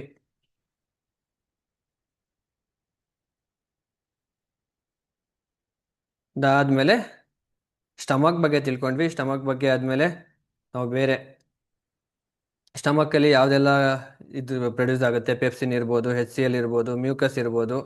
ಅದಾದ ನಂತರ ನಾವು ಲಿವರ್ ಮತ್ತು ಪ್ಯಾಂಕ್ರಿಯಾಸ್ ಬಗ್ಗೆ ಚರ್ಚೆ ಮಾಡಿದ್ವಿ, ಅದ್ರದ್ದು ಏನು ಹೆಲ್ಪ್ ಆಗುತ್ತೆ ಡೈಜೆಸ್ಟಿವ್ ಸಿಸ್ಟಮ್ಗೆ ಅಂತ. ಇದಾದಮೇಲೆ ಸ್ಮಾಲ್ ಇಂಟೆಸ್ಟೈನ್ ಮತ್ತು ಲಾರ್ಜ್ ಇಂಟೆಸ್ಟೈನ್ ಬಗ್ಗೆ ತಿಳ್ಕೊಂಡಿದ್ವಿ ಅಲ್ವಾ. ಇದರಲ್ಲಿ ಏನಾದ್ರು ಡೌಟ್ ಇದೆಯಾ? ಈ ಡ್ಯುನಮ್ ಅನ್ನೋದು ಸ್ಮಾಲ್ ಇಂಟೆಸ್ಟೈನಲ್ಲೇ ಬರ್ತಕ್ಕಂಥ ಒಂದು ಪಾರ್ಟು.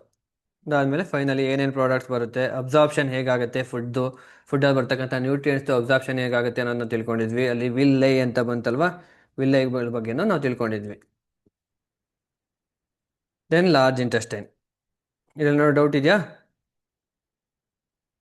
ಇದು digestive system, human anatomy. Digestive system ಮತ್ತು ರೆಸ್ಪಿರೇಟರಿ ಸಿಸ್ಟಮ್ ಬಗ್ಗೆ ನಾವು ತಿಳ್ಕೊಂಡಿದ್ವಿ. ಇದರಲ್ಲಿ ಏನಾದ್ರು ಡೌಟ್ ಇತ್ತು ಅಂದರೆ ನೀವು ಕೇಳ್ಬೋದು. ಹೌದು, ಅದಕ್ಕೆ ರಿಲೇಟೆಡ್ ಆಗಿರೋದೆ. ಅದರಲ್ಲಿ ನಾವು ಮೇನ್ ಆಗಿ ಇಲ್ಲಿ ನೋಡ್ತಾ ಇರೋದು ಆರ್ಗನ್ ಲೈಫ್ ಪ್ರೊಸೆಸ್ಸಲ್ಲೇ ಬರ್ತಕ್ಕಂಥದ್ದು. ನೀವು 10th ಸ್ಟ್ಯಾಂಡರ್ಡಲ್ಲಿ ಅದರಲ್ಲಿ ಮೇಯ್ನ್ ಆಗಿ ನಾವೇನು ತಿಳ್ಕೊಬೇಕು ಈ ಸಿಲೆಬಸ್ಸಲ್ಲಿ ಅಂದರೆ ಆರ್ಗನ್ ಸಿಸ್ಟಮ್ ಮತ್ತು ಡೈಜೆಸ್ಟಿವ್ ಸಿಸ್ಟಮ್ ಮತ್ತು ರೆಸ್ಪಿರೇಟರಿ ಸಿಸ್ಟಮ್.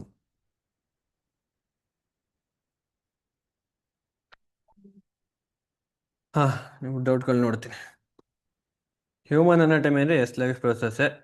ಈಸೋಫೇಗಸ್ ಎಕ್ಸ್ಪ್ಲೇನ್ ಮಾಡಿ. ಈಸೋಫೇಗಸ್ ಅಂದರೆ ಏನಿಲ್ಲ, ಈಸೋಫೇಗಸ್ ಅಂದರೆ ಅನ್ನನಾಳ. ಅಂದರೆ ನಮ್ಮ ಬಾಯಿ ಮತ್ತು ಹೊಟ್ಟೆ ಅನ್ನೋದಕ್ಕಿಂತ ಜಠರ ಅಥವಾ ಸ್ಟಮಕ್ ಅಂತ ಹೇಳ್ತೀವಲ್ವ, ಆ ಸ್ಟಮಕ್ನ ಕನೆಕ್ಟ್ ಮಾಡುವಂತಹ ಒಂದು ಪಾರ್ಟ್ ಅಷ್ಟೇ. ಅದೊಂದು ಪೈಪ್ ಅಷ್ಟೇ, ಮಸಲ್ಸಿಂದ ಆಗಿರ್ತಕ್ಕಂಥ ಒಂದು ಪೈಪು ಈಸೋಫೇಗಸ್. ಅಲ್ಲಿ ಪೆರಿಸ್ಟಾಲ್ಸಿಸ್ ಮೂಮೆಂಟ್, ವೇವ್ ಲೈಕ್ ಮೂಮೆಂಟ್ ಅಂತ ನಾನು ಹೇಳಿದೆ. ಹೇಗಾಗುತ್ತೆ ಅಂದರೆ ವೇವ್ ಲೈಕ್ ಮೂಮೆಂಟು ಹೀಗೆ, ಇದು ಈಸೋಫೇಗಸ್ ಅಂತ ನಾವು ತಗೊಂಡ್ರೆ ಇಲ್ಲಿ ಈ ರೀತಿ ವೇವ್ ಈ ರೀತಿ ಆಗುತ್ತೆ. ಫುಡ್ಡು ನಾವು ತಗೋತೀವಲ್ವಾ, ಆ ಫುಡ್ಡು ನಾವು ತಗೊಳ್ಳೋದು ಸ್ಟ್ರೈಟು ನಾವು ತಿಂದ ತಕ್ಷಣ ಹೊಟ್ಟೆಗೆ ಹೋಗಲ್ಲ ಅಥವಾ ಸ್ಟಮಕ್ಗೆ ಹೋಗಲ್ಲ. ಈ ರೀತಿ ಆಗ್ತಾ ಆಗ್ತಾ ಆಗ್ತಾ ಆಗ್ತಾ ನಾವು ಸಾಕ್ಸ್ ಒಳಗಡೆ ಒಂದು ಬಾಲ್ ಹಾಕಿದಾಗ ಆಗುತ್ತೆ ಗೊತ್ತಾ, ವೇವ್ ಲೈಕ್ ಮೂಮೆಂಟು. ಆ ರೀತಿ ಹೀಗೆ ಹೀಗೆ ಹೀಗೆ ಹೀಗೆ ಬರುತ್ತೆ, ಅಪ್ಸ್ ಆ್ಯಂಡ್ ಡೌನ್ಸ್ ಇರುತ್ತೆ. ಓಕೆ. ಫಂಕ್ಷನ್ಸ್ ಆಫ್ ಮ್ಯೂಕಸ್ ಅಂತ ಕೇಳಿದ್ದೀರಿ. ಮ್ಯೂಕಸ್ದು ಏನಪ್ಪ ಫಂಕ್ಷನ್ ಅಂದರೆ, ನಾವು ಏನು ನಮ್ಮ ಬಾಡಿಯಲ್ಲಿ HCl ಪ್ರೊಡ್ಯೂಸ್ ಆಗುತ್ತಲ್ವ, HCl ಪ್ರೊಡ್ಯೂಸ್ ಆಗಿ ಆ ಬಾಡಿ ಅದ್ರದ್ದು ವಾಲ್ ಇರುತ್ತಲ್ವ, ಅದು ರಪ್ಚರ್ ಆಗಬಾರ್ದು ಅಥವಾ ಸುಟ್ಟೋಗಬಾರ್ದು ಅಂತ ಮ್ಯೂಕಸ್ ಪ್ರೊಡ್ಯೂಸ್ ಆಗಿ, ಆ ಮ್ಯೂಕಸ್ ಏನು ಮಾಡುತ್ತೆ, ಆ HCl ಇಂದ ನಮ್ಮನ್ನ ಪ್ರೊಟೆಕ್ಟ್ ಮಾಡುತ್ತೆ. ಆ HCl ನಮಗೆ ಡೈಜೆಸ್ಟಿವ್ ಸಿಸ್ಟಮಲ್ಲಿ ಅಸಿಡಿಕ್ ಮಾಡಲಿಕ್ಕೆ ನಮಗೆ ಯೂಸ್ ಆಗುತ್ತೆ. ಜೇಮ್ಸ್ ಏನಾದರೂ ಬಂದರೆ, ನಮಗೆ ಯೂಸ್ ಇಲ್ಲದೆ ಇರ್ತಕ್ಕಂಥ ಮೈಕ್ರೋ ಆರ್ಗನಿಸಮ್ ಬಂದರೆ ಅವನ್ನೆಲ್ಲವನ್ನು ಕೂಡ ಕಿಲ್ ಮಾಡಲಿಕ್ಕೆ HCl ನಮಗೆ ಹೆಲ್ಪ್ ಆಗುತ್ತೆ. ಫ್ಲೋ ಚಾರ್ಟ್ ಆಫ್ ಡೈಜೆಷನ್ ಅಂತ ಕೇಳಿದ್ದೀರಿ. ಡೈಜೆಷನ್ ಫ್ಲೋ ಚಾರ್ಟ್ ಹೇಗಾಗುತ್ತೆ, ಮೊದಲು ಬಾಯಿ ಅಲ್ವಾ, ಬಕಲ್ ಕ್ಯಾವಿಟಿಯಿಂದ ಎಲ್ಲಿಗೋಗುತ್ತೆ, ಈಸೋಫೇಗಸಿಂದ ಸ್ಟಮಕ್ಕಿಂದ ಸ್ಮಾಲ್ ಇಂಟೆಸ್ಟೈನಿಂದ ಲಾರ್ಜ್ ಇಂಟೆಸ್ಟೈನಿಂದ ಡೈರೆಕ್ಟು ಏನಸ್ಸಿಂದ ಹೊರಗಡೆ ಹೋಗುತ್ತೆ. ಫಂಕ್ಷನ್ ಆಫ್ HCl ಹೇಳಿದೆ ಅಲ್ವಾ, ಜೇಮ್ಸ್ನ ಕಿಲ್ ಮಾಡಲಿಕ್ಕೆ HCl ಹೆಲ್ಪ್ ಆಗುತ್ತೆ ನಮಗೆ. ರೆಸ್ಪಿರೇಷನಲ್ಲಿ ಏನಾದ್ರು ಡೌಟ್ ಇದೆಯಾ? ಅದ್ರಲ್ಲಿ ನಾವು ಮೇಯ್ನ್ ಆಗಿ ರೆಸ್ಪಿರೇಷನಲ್ಲಿ ನಾವು ನೋಡ್ತಕ್ಕಂಥದ್ದು aerobic respiration, anaerobic respiration. Aerobic respiration ಅಂದರೆ ಆಕ್ಸಿಜನ್ ಇದ್ದಾಗ ರೆಸ್ಪಿರೇಷನ್ ಆದರೆ ಅದನ್ನ ಏರೋಬಿಕ್ ರೆಸ್ಪಿರೇಷನ್ ಅಂತ ಹೇಳ್ತೀವಿ. ಆಕ್ಸಿಜನ್ ಇಲ್ಲದೆ ಇದ್ದಾಗ ರೆಸ್ಪಿರೇಷನ್ ಆದರೆ ಏನಂತ ಹೇಳ್ತೀವಿ? ಆಕ್ಸಿಜನ್ ಇಲ್ಲದೆ ಇದ್ದಾಗ ರೆಸ್ಪಿರೇಷನ್ ಆಯಿತು ಅಂದರೆ ಅದನ್ನು ನಾವು ಎನಾರೋಬಿಕ್ ರೆಸ್ಪಿರೇಷನ್ ಅಂತ ಹೇಳ್ತೀವಿ. Okay,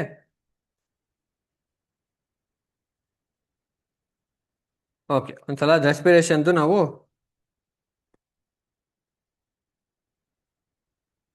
PPT ನೋಡ್ಬೋಣ.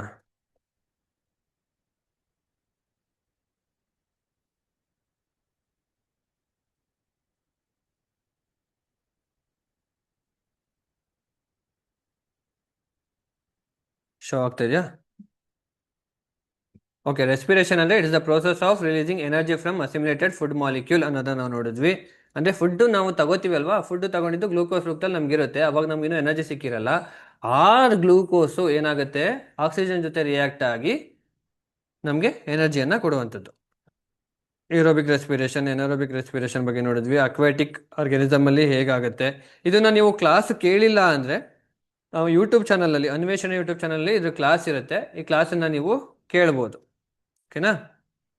ಅದಾದಮೇಲೆ ರೆಸ್ಪಿರೇಷನಲ್ಲಿ ಯಾವುದೆಲ್ಲ ಆರ್ಗನ್ಸ್ ಇದರಲ್ಲಿ ಭಾಗಿಯಾಗುತ್ತೆ ಅಂತ ನೋಡಿದ್ವಿ. ನೇಸಲ್ ಕ್ಯಾವಿಟಿ ಇರ್ಬೋದು, ಬ್ರಾಂಕಿಯಸ್ ಇರ್ಬೋದು, ಆಲ್ವಿಯೋಲೆ ಇರ್ಬೋದು, ಡಯಾಫ್ರಮ್ ಇರ್ಬೋದು, ಆಮೇಲೆ ಇಲ್ಲಿ ಅದಾದಮೇಲೆ ಲ್ಯಾರಿಂಗ್ಸ್ ಇರ್ಬೋದು, ಇವೆಲ್ಲವೂ ಕೂಡ ಭಾಗಿಯಾಗುತ್ತೆ ಅನ್ನೋದು ನಾವು ತಿಳ್ಕೊಂಡಿದ್ವಿ ಅಲ್ವಾ.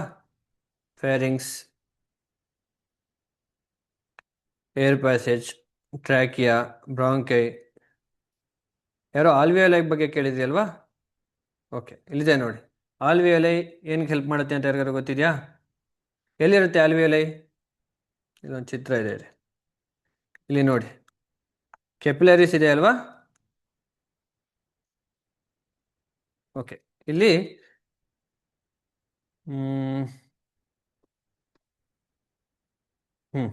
ಟ್ರೇಕಿಯಾ ಅಥವಾ ಬ್ರಾಂಕಿಯಾ ತಗೊಂಡ್ರೆ, ಟ್ರೇಕಿಯಾ ಇಲ್ಲಿ ಬಂದು ವಿಂಡ್ ಪೈಪ್ನ ನಾವು ಟ್ರೇಕಿಯಾ ಅಂತ ಕರಿತೀವಿ. ವಿಂಡ್ ಪೈಪ್ ಇದೆ ಅಲ್ವಾ, ಅಲ್ಲಿ ನಾವು ಡೈಜೆಸ್ಟಿವ್ ಸಿಸ್ಟಮ್ ಅಲ್ಲಿ ಹೇಗೆ ಈಸೋಫೇಗಸ್ನ ಫುಡ್ ಪೈಪ್ ಅಂತ ಕರಿತೀವೋ ಅದೇ ರೀತಿ ಇಲ್ಲಿ ವಿಂಡ್ ಪೈಪ್ನ ನಾವೇನಂತ ಕರಿತೀವಿ? ಟ್ರೇಕಿಯಾ ಅಂತ ಕರಿತೀವಿ. ಈ ವಿಂಡ್ ಪೈಪ್ ಹೋಗಿ ಏನಾಗುತ್ತೆ, ಡಿವೈಡ್ ಆಗಿ ಬ್ರಾಂಕೈಗಳಾಗಿ ಡಿವೈಡ್ ಆಗುತ್ತೆ. ಎರಡು ಲಂಗ್ಸ್ಗಳಿಗೆ ಇದು ಎಂಟ್ರಿ ಆಗುತ್ತೆ. ಈ ಬ್ರಾಂಕೈಯಲ್ಲಿ ಇಲ್ಲಿ ಕೊನೆಯ ಪಾರ್ಟ್ ಇರುತ್ತೆ ಅಲ್ವಾ, ಇಲ್ಲಿ ಅದು ಆಲ್ವಿಯೋಲೈ. ಇಲ್ಲೇ ಗ್ಯಾಸಿಯಸ್ ಎಕ್ಸ್ಚೇಂಜ್ಗಳಾಗೋದು ಆಲ್ವಿಯೋಲೈಯಲ್ಲಿ. ಓಕೆನಾ? ಇದಿಷ್ಟು ಡೈಜೆಸ್ಟಿವ್ ಸಿಸ್ಟಮ್ ಮತ್ತು ರೆಸ್ಪಿರೇಟರಿ ಸಿಸ್ಟಮ್ ಬಗ್ಗೆ ಆಯಿತು. ಇಲ್ಲಿ ಏನಾದರೂ ಡೌಟ್ ಇತ್ತು ಅಂದರೆ ನೀವು ಕೇಳ್ಬೋದು. ಇದರಲ್ಲಿ ಲಂಗ್ಸು, ಆಲ್ವಿಯೋಲೈ, ದೆನ್ ಬ್ರೀತಿಂಗ್ ಮತ್ತು ರೆಸ್ಪಿರೇಷನ್ ಎರಡು ಸೇಮ್ ಅನ್ನೋದನ್ನ ನಾವು ನೋಡಿದ್ವಿ. ಎರಡು ಬೇರೆ ಬೇರೆ ಅನ್ನೋದನ್ನ ತಿಳ್ಕೊಂಡಿದ್ವಿ ಅಲ್ವಾ?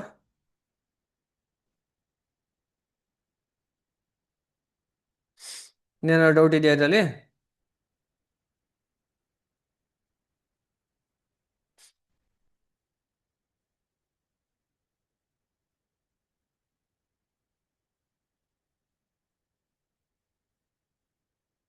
ಏನಾದ್ರು ಡೌಟ್ ಇದೆಯಾ?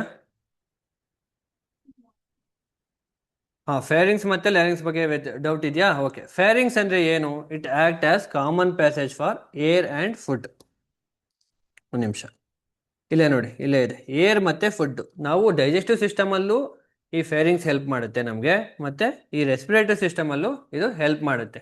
ಈ ಫೇರಿಂಗ್ಸ್ ಕೆಲಸ ಏನಪ್ಪ ಅಂದರೆ, ಇದು ನಮ್ಮ ಫುಡ್ಡನ್ನ ನಾವು ಸಾಲ್ವ್ ಮಾಡ್ತೀವಲ್ವಾ, ಇದಕ್ಕೂ ಹೆಲ್ಪ್ ಮಾಡುತ್ತೆ. ಮತ್ತು ಗಾಳಿ ನಾವು ಉಸಿರಾಡ್ತೀವಲ್ವಾ, ಗಾಳಿ ಪಾಸ್ ಆಗೋದಕ್ಕೂ ಕೂಡ ಹೆಲ್ಪ್ ಮಾಡುತ್ತೆ. ಇಲ್ಲಿ ಎಪಿಗ್ಲಾಟಿಸ್ ಅಂತ ಇದೆ ನೋಡಿ, ಎಪಿಗ್ಲಾಟಿಸ್.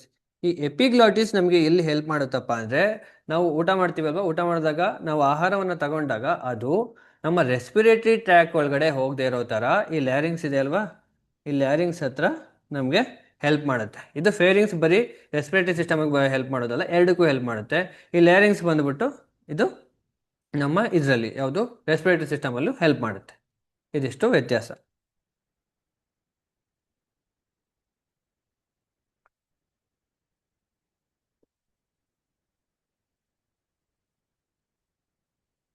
ಕೆಮಿಕಲ್ ಫಾರ್ಮುಲಾ ಕೇಳಿದ್ದೀರಿ, ಎನಾರೋಬಿಕ್ ರೆಸ್ಪಿರೇಷನ್ದು. ಕ್ಲಾಸ್ನ ನೋಡಿದ್ರೆ ಅದರಲ್ಲಿ ಇರುತ್ತೆ. ನೀವು ನೆನ್ನೆ ನಾನು ಕ್ಲಾಸ್ ಅಪ್ಲೋಡ್ ಮಾಡಿದ್ದೀನಿ, ಅದರಲ್ಲಿ ಕೆಮಿಕಲ್ ಫಾರ್ಮುಲಾ ಎಲ್ಲನೂ ಬರೆದು ನಾನು ಎಕ್ಸ್ಪ್ಲೇನ್ ಮಾಡಿದ್ದೀನಿ, ಅಲ್ಲಿರುತ್ತೆ ನೋಡಿ.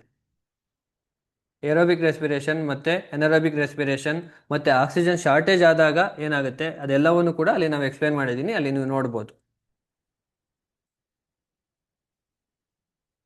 ಬೇರೆ ಏನೂ ಡೌಟ್ ಇಲ್ಲ ಅಂದರೆ ಇದನ್ನ ಸ್ಟಾಪ್ ಮಾಡೋಣ. ನಿಮಗೆ ನೆಕ್ಸ್ಟು ಮ್ಯಾಥ್ಸ್ ಏನಾದ್ರು ಡೌಟ್ ಇತ್ತು ಅಂದರೆ ಮೇಡಮ್ ಸ್ಟಾರ್ಟ್ ಮಾಡ್ತಾರೆ. ಒಂದು 10 ನಿಮಿಷ ಬ್ರೇಕ್ ತಗೊಳ್ಳಿ. 10 ನಿಮಿಷ ಆದಮೇಲೆ ಮೇಡಮ್ ಸ್ಟಾರ್ಟ್ ಮಾಡ್ತಾರೆ. Thank you.